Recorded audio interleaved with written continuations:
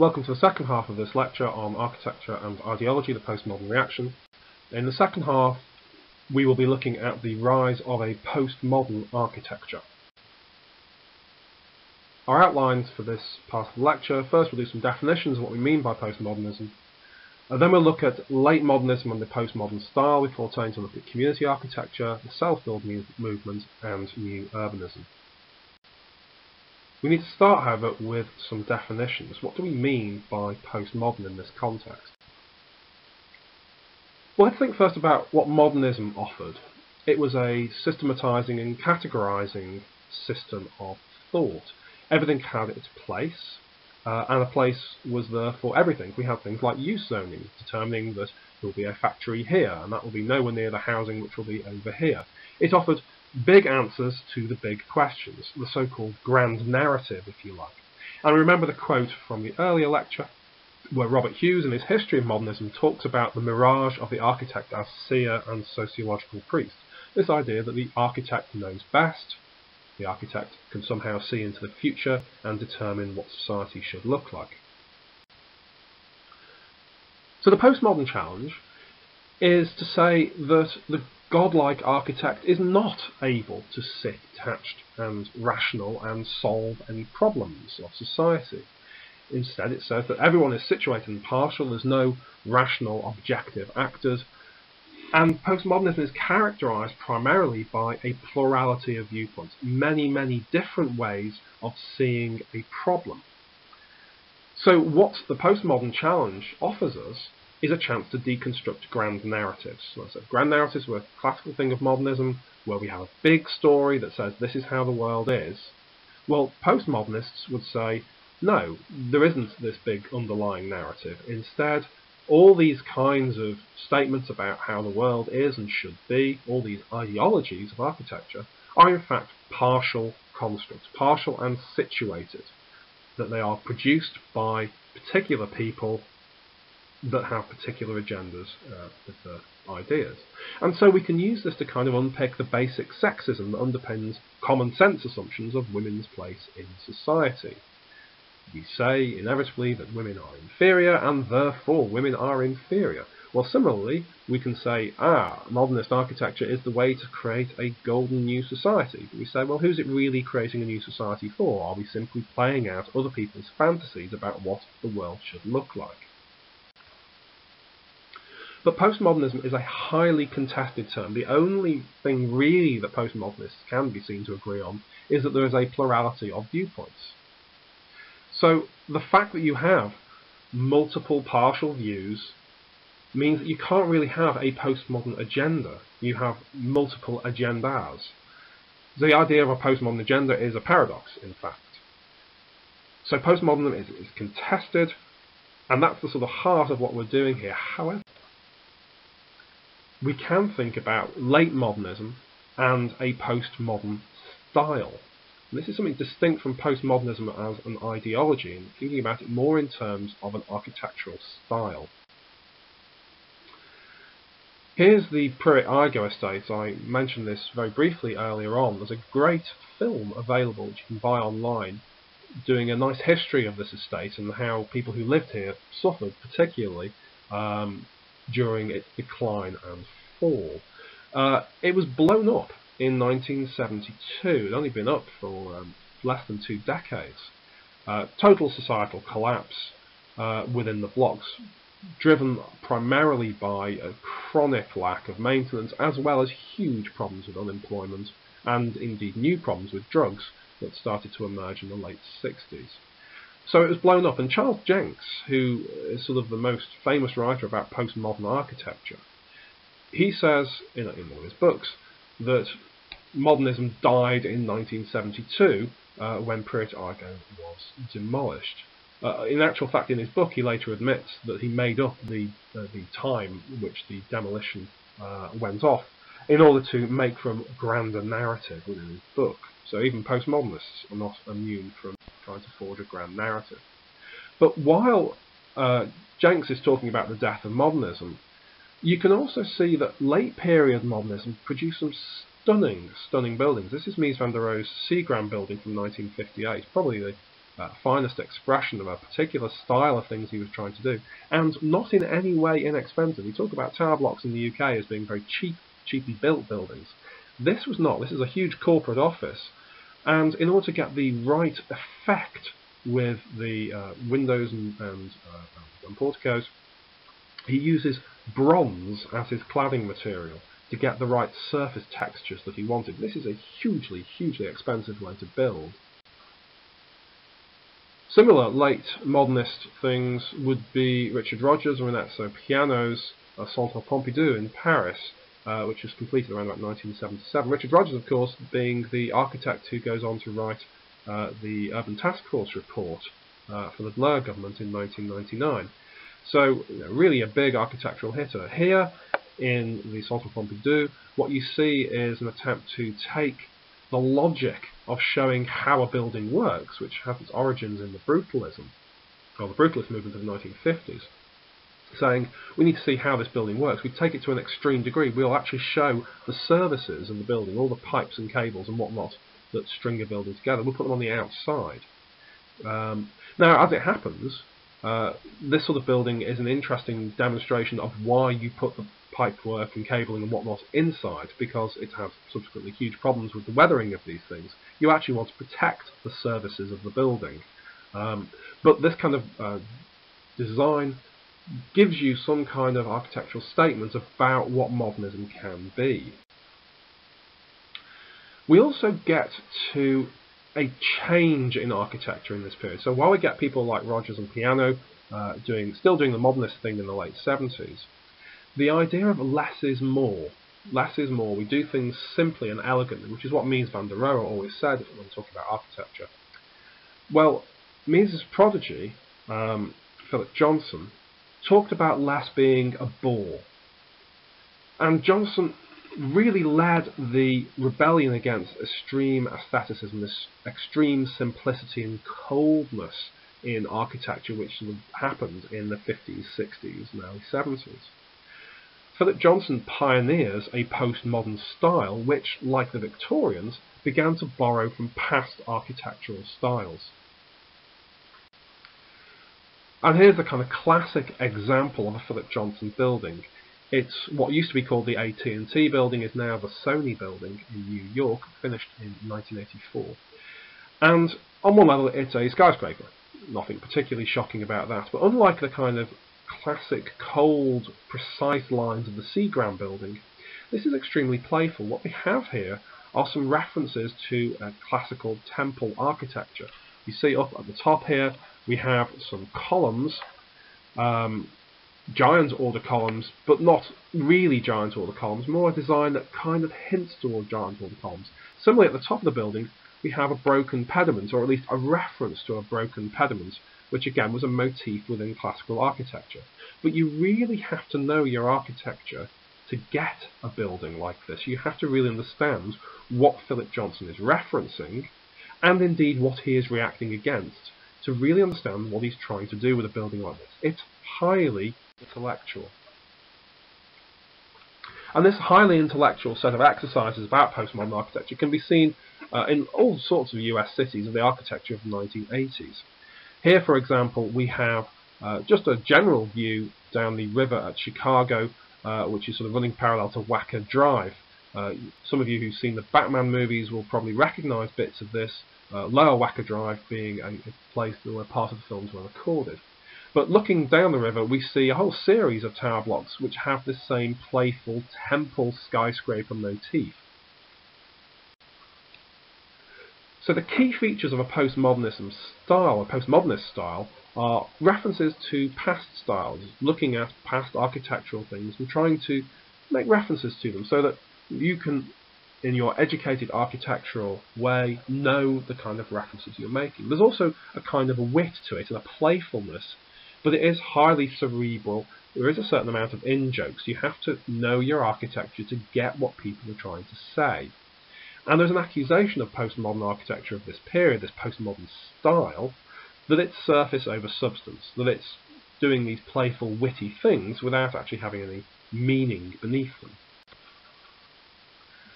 This is what Charles Jenks said about Edward Durrell Stone's JFK Center for Performing Arts in Washington, D.C. It's quite an interesting building, but it has these rather odd columns and this rather odd temple appearance. And when Jenks writes about it, he says the Philistine could finally stand shoulder to shoulder with the avant-garde, the one crying with his vision of Elysium, the other laughing until tears came to his eyes. So that some people read this building as, oh, it's classical architecture and it's lovely. Those would be the Philistines, Charles Jenks's thing. But those who really know their architecture, the avant-garde, would look at this and realise it's a huge joke. It's a huge, playful, witty joke. Not a particularly hilarious one, but still, avant-garde comedy rarely is. I did talk about the playful side of this kind of architecture. This is Bernard Shumi's 1982 Parc La Villette in Paris. And it's very playful. You've got these things like giant bicycle wheels poking out of the ground. It's playful, but it's kind of detached, and it's ironic, and it's cool. It doesn't have the kind of very hot morality, this kind of dedicated social mission that we see in the modernists, who were profoundly dedicated to trying to make the world a better place. Shumi's stuff makes for an interesting urban landscape, but it isn't, attempting to be revolutionary. It isn't architecture or revolution. Community architecture, on the other hand, which can be fitted broadly into a postmodern ideology within architecture, is something somewhat different. The origins of community architecture come with the idea that the modernists were saying the architect, or the technocrat, knows all the answers. We, as the experts, know how to do things. We shall impose on you our solutions. And the housing programs of the 1940s through 1960s demolished houses, they demolished communities, and said, everything that was gone before is rubbish, we shall knock it down, build it properly from scratch, and we'll do it right this time. And as we know, that a lot of the housing programs of that period produced architecture and urban environments that were, frankly, monstrous. So the community architecture movement is strongly reacting against that and says we need to change the role of the architect. We need to change from the architect and the planner being dictators, this is how things should be, to facilitators. How can we make things better for you, the community, who is going to have to live in these areas? So the aims of community architecture, according to Waits and Nevitt, who wrote a book on this, a manifesto about it in 1987, the aims were to build housing that people want to live in, to give people a sense of pride and reinforce their identity with their local community, to build social facilities that are needed and properly looked after, to develop neighbourhoods and cities in ways that enrich people's lives by being genuinely responsive to their needs and aspirations. Genuinely responsive to their needs and aspirations. What a crazy notion. People aren't experts, architects are experts. We should build what they should have rather than what they want. Well, community architecture flips that old way, that modernist way of doing things on its head and says, let's build estates for the needs of the people who live there. And this is postmodern because community architects are saying that communities must have a voice. Postmodernists will say they don't deserve a voice, they don't have expertise, but postmodern ideology, postmodern sense of self, creates a pluralism, a polyvocality. Everybody is affected by the environment, therefore everybody has a right to an opinion about that environment, and that their opinion should have value. And you weigh against the different opinions, you weigh against the different expertises, not simply the expertise of the architect, but local expertise also held by local communities, and you try to create something which responds to those multiple voices. One of the most famous manifestations of this kind of community architecture comes with Byker in Newcastle. Ralph Erskine was commissioned by Newcastle in 1968 to redevelop Byker. Made famous in the 90s by the TV show Byker Grove that launched the careers of Ant and Dec, and therefore has one strike against them at least. But still, Newcastle up till the late 60s had actually been consciously breaking up communities. You actually had a rhetoric of saying that slum communities were socially unhealthy, and so we needed to break the social relations between those communities and force people into new communities in new areas and become healthier people. This is something which is just wildly antithetical to how we would do things today, and Erskine and his team were some of the people who pioneered this idea that communities mattered. They went onto the estate, they set up shop on the estate, literally put the architectural office onto the estate, got the community involved in the design process. And in the redesign of Byker, in contrast to the redesign of other areas of Newcastle, 13,000 people living in that community were kept together. Shops and pubs were retained where possible. There was an attempt to actually retain the good in Byker rather than just destroy it and start over.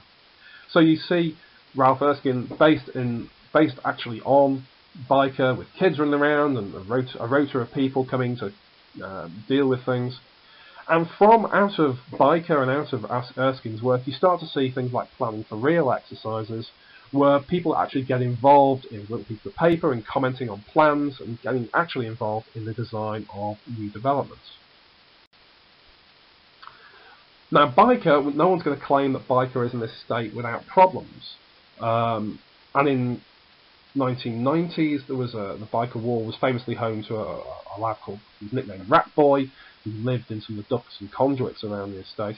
But while Byker is not perfect, it has suffered somewhat less than other estates of the same era, although it suffered all the same sorts of problems as many other estates, particularly in terms of policing the walkways. It's a sort of strange building, the Byker Wall. It was built to kind of buffer the estate from an urban motorway, which is supposed to run right past it. Although in practice, the urban motorway never got built because Newcastle ran out of money. Okay, so by the 1980s, community architecture starts to enter the mainstream. Prince Charles, who's always lobbied heavily on issues around architecture and urban design, he threw his weight behind community architecture. Rod Hackney, who wrote sort of a key manifesto on community architecture, became president of the RIBA, the Royal Institute of British Architects. And the idea of communities being involved in regeneration practice is just central to government policy now. That's, in the rhetoric at least, communities must be involved in these design decisions. And that's been reinforced, in fact, by the coalition government with the Localism Act, which gives communities the power of neighbourhood planning. Now, in practice, the community is often the weakest partner in any redevelopment project, but the rhetoric now is very strongly that communities must be involved, and that's quite a substantial ideological shift from the modernist period, and that's very much driven by this sort of postmodern ideology of polyvocality. The self-build movement is also an interesting little offshoot of the community architecture theme.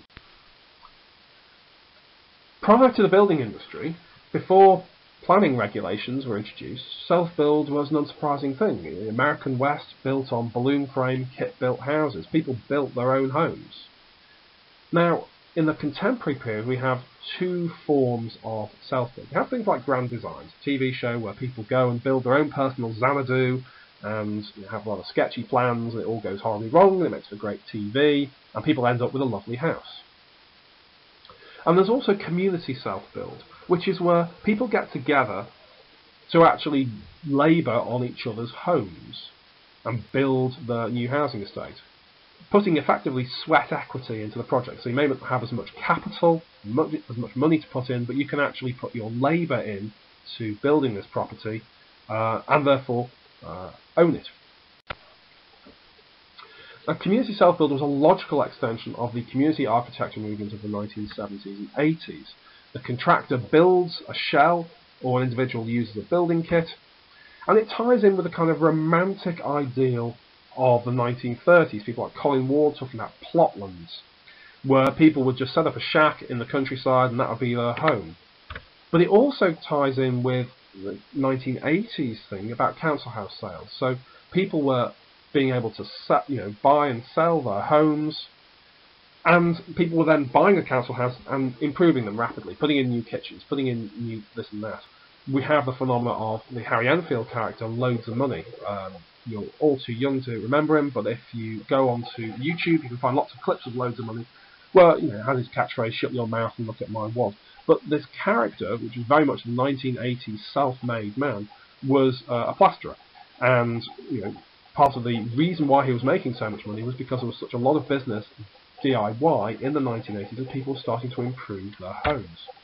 And the idea of community self-build is very much that if people have a stake in their environment, that environment will be better looked after. If you're just bunged into a house by a local authority, you won't care. But if you have a stake, then you will care about the environment around you.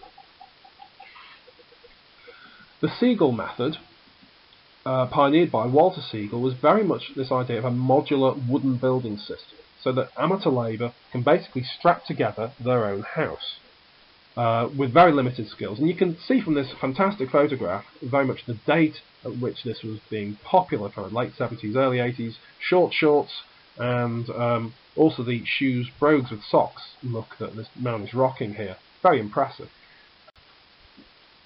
In Lewisham, you actually have this sort of strange conjunction of circumstances where the local authority sponsors two phases of self-build housing, 1979 and 1984, building 27 houses on a gap site. And this is self-build houses. People built the houses themselves. Communities built their own homes. And it was a bit of a struggle to do because it didn't fit into a bureaucratic model of house building. Now you're saying, hang on, 27 houses, so what? Why do we care? And I think it's because it makes the point about polyvocality in pluralism. There are many different ways of doing postmodernism. Plurality of views, polyvocality, different opinions, creating different kinds of housing. So here in Lewisham we have Walter Segal style self-build stuff, but you can see other kinds of self-build elsewhere. The council-led style of self-build, which Lewisham pioneered, would be impossible today. A more common vehicle for doing this are small housing cooperatives. You get a bunch of people together who, if you get sufficient numbers, the building process can be relatively easy. You cooperate on the big bits, you work alone on the finishing. So it's sufficiently small scale to make people feel engaged in the process of building their community, but not so small scale that you can't actually collaborate to get the bigger bits done. And sometimes community self-build, you get a building firm in to do the tough stuff, the structural stuff, building the walls and whatnot, but then you do all the finishing work. Out of this movement you have lots of spin-offs, things like the Centre for Alternative Technology at Machynlleth in Mid Wales, which showcases environmentally sustainable building technologies and kind of for many years ran ahead of practice in the private and public sector. It reiterates this idea of plurality, polyvocality in postmodernism and in self-build. So it's now not so weird to think about using straw bales as part of insulation, whereas when Machynlleth's CAT was set up, that was crazy talk, just simply crazy talk. But now we're starting to use new technologies to actually produce homes. New urbanism is very much an architectural movement. If you look at their website, you talk about new urbanism promoting the creation and restoration of diverse, walkable, compact, vibrant, mixed-use communities composed of the same components as conventional development, but assembled in a more integrated fashion in the form of complete communities. It's very much a sense of a holistic approach to community building. So we see some key terms which appear in UK planning rhetoric: diversity, walkability, compact, mixed use. These are all things which have become now part of our contemporary narrative of how urbanity should be done. This is as much ideologically driven as some of the earlier things that we've talked about on this module. However, this is where we're at today. The Congress for New Urbanism, the lobby group for New Urbanism, was founded in 1993. It promotes walkable city districts and mixing uses. Actually, some of that has some commonalities with the modernist idea of the neighbourhood unit. The only difference being that in modernist ideology you excluded workplaces. Mostly because in modernist ideology you were trying to separate factories out from factories which were polluting and whatnot, separate them out from places where people lived. Now that most people work in non-polluting workspaces, this idea of having work and school and leisure and retail facilities all within walking distance clearly has some commonalities with what New Urbanism is trying to do. The reliance on the private car beyond the neighbourhood unit actually is generally reproduced in New Urbanism as well. New Urbanism doesn't get rid of the car, it simply pushes it somewhat into the background. One of the critiques of new urbanism is that it's just reproducing environmental determinism. A lot of social scientists are kind of uncomfortable with the idea that, oh, we'll do good design and this will create good communities. Of course, new urbanist practitioners come right back at the social scientists and say they don't engage with the practicalities of delivery. New urbanism is very much architect-planner driven, but you also see things like smart growth, which has very similar tropes of walkability, compact, mixed use, but where smart growth is much more driven by environmentalists and policy and planner driven. Now, similar methods, similar outputs, but different underlying ideologies. Interesting to see these things running in parallel. Something you don't see in smart growth, but you do very strongly see in new urbanism, is this idea of the neo-vernacular. The real stress on preserving the character of historic districts. Vernacular means using traditional styles, using local materials to create something which is unique to place. So a neo-vernacular is using a kind of sensitive architectural design to try to create brand new buildings that reflect the local area in which they're built. So like postmodernism, it's a kind of stylistic borrowing of older motifs, like postmodern architecture in a way, except it's much more explicitly we're trying to produce things which look a bit like what we would have built here in the past. The classic new urbanist model town is Seaside in Florida, and Seaside, Florida was the setting for Peter Weir's 1998 The Truman Show, a kind of vision of an idealised Americana.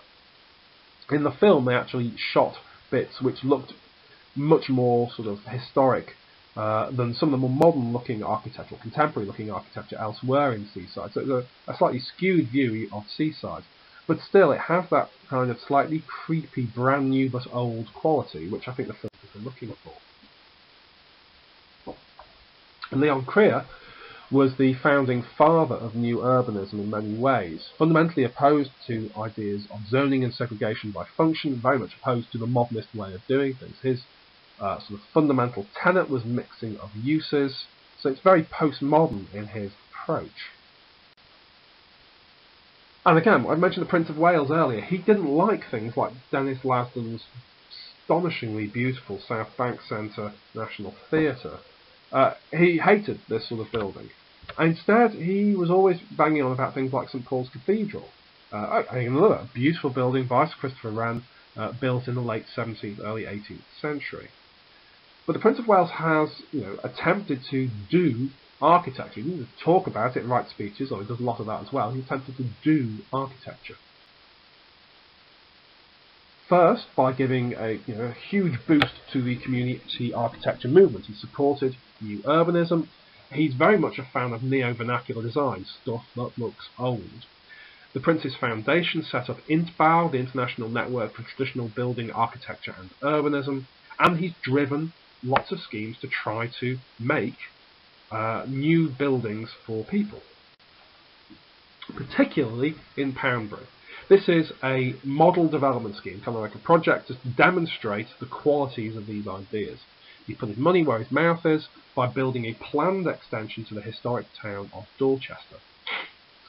Duchy of Cornwall Estates, in association with West Dorset District Council, gets a master plan drawn up by Léon Krier in 1989, and then start building work in 1993 after quite an extensive period of public consultation. Because the point of this sort of thing is that you don't just impose it on communities, you work with communities to do these kinds of designs. Again, it's postmodern polyval vocality. This is where Dorchester is, down in the south, quite a long way from anywhere. This is what was originally conceived of as the design. The area which has got a line around it is the planned extension to the original town. That's the dark line. The red splodge is the first phase of Poundbury, the famous bit in many ways. And this is the sort of phase 1 master plan, and just look at how dense the housing cover is. This is a lot of people living in quite a small area. And some of this stuff actually has commonalities with the idea of townscape, which was brought up by people working for the Architectural Review in the 1950s, 60s. This is a forgotten strand in architectural modernism, where modernists were trying to get additions to existing towns to complement the look of the urban infrastructure. So these two illustrations here, the top one is very much, this is what a historic market town looks like. This is what happens if you just dump a whole load of new streetlights on this and straighten the road out. It looks wrong. This idea of conservation was very much a sub-theme within modernism, which is largely ignored. However, this kind of townscape stuff that people like Gordon Cullen are banging on about does not mean that you should then create some kind of ersatz or fake towns in the same genres. It's simply preserving what's already there and not spoiling it. This is Poundbury, some photos from Poundbury, and it's very much a pastiche of historic styles. All this is brand new. There's nothing here that's more than 20 years old. Very high building density, lots of winding streets. The car very much subordinate, although in practice when I went there to take some photographs, it's constantly nearly being run over by cars trying to manoeuvre and back around places. It's quite busy with cars. Although the cars are going quite slowly because of the way that the streets discipline the car. But there's weird things, like you're not allowed to have a satellite TV dish on your house because it spoils the look of it. So there's cables to bring in TV. No TV aerials either would spoil the illusion of this being a historic town, which should give you a sense that this is just a little bit creepy. Behind, in this court, we have various courtyards where the cars are all parked. So again, the car is not absent from Poundbury, it's kind of just tucked away behind the scenes. This is the Brown Sword Hall. Again, this is less than 20 years old. It's built as the community hall for events and other things, but built to kind of replicate the style of some kind of medieval town hall, with the hall above and then an open area underneath for markets and so on. We also have things like this, where you've got blocked up windows. Now, you see this in historic areas where people have bricked up the windows, and it's partly because in the 17th century people were being taxed on the number of windows in the house, so people saved money by bricking up some of the windows. But here's a building that was built less than 20 years ago with a bricked up window to kind of make it look oldie-worldy. Again, it's a bit odd. Pros and cons. Well, Poundbury is a pet project of a hugely rich individual. He will never live in that community, but there's some things which we can nod to and say, okay, the social housing, so subsidised rented housing, is mixed in and indistinguishable from the privately bought housing. Poundbury was very much a demonstration project, generated a lot of money for the Duchy of Cornwall, partly because of rising land prices, and also because the properties became quite valuable. It's been quite expensive to buy there. Now, people who would defend Poundbury would say, well, yeah, that just proves the point. It's popular. It's therefore a success. We should do more of this. And indeed, there are areas that have been trying to do things along the lines of Poundbury subsequently. Mainstreaming. Well, some of the ideas that came out of Poundbury, came out of Neo-urbanism, are now mainstream ideas. This idea that when we do a development, we need to subordinate the car. We need to make it not be able to travel too fast. We need to make cities which are more walkable and human in scale, so we're not dependent on petrol-powered transport. That we should have things which are more sustainable. That we should look for plurality. We should look to community involvement in the design. And we should mix up work and residential. Now, this is policy mainstream stuff. It's kind of anti-modernist, it's sort of postmodernist, but this is what policy talks about today. This stuff matters because this is how we're building contemporary cities, or at least this is the ideology that underpins some of the ideas building contemporary cities. So, what do we learn here? Well, the meaning of postmodernism is much more contested even than that of modernism. There's an emphasis in postmodernism on plurality of views rather than a single correct way of doing things, and that's fundamental to postmodernism. When we talk about postmodernism as an architectural style, we've got playful wit, stylistic borrowing as kind of key elements of that style. But postmodernism as an ideology for doing architecture, well, we have things like community architecture. Really a resurgence in the late 60s, feeding into the pluralist mindset. Everyone should have a view. Everyone's opinion should be taken into account. And finally, much of the rhetoric of community architecture, Neo-urbanism, such as walkability, human scale, community involvement and so on, now feeds directly into contemporary urban policy.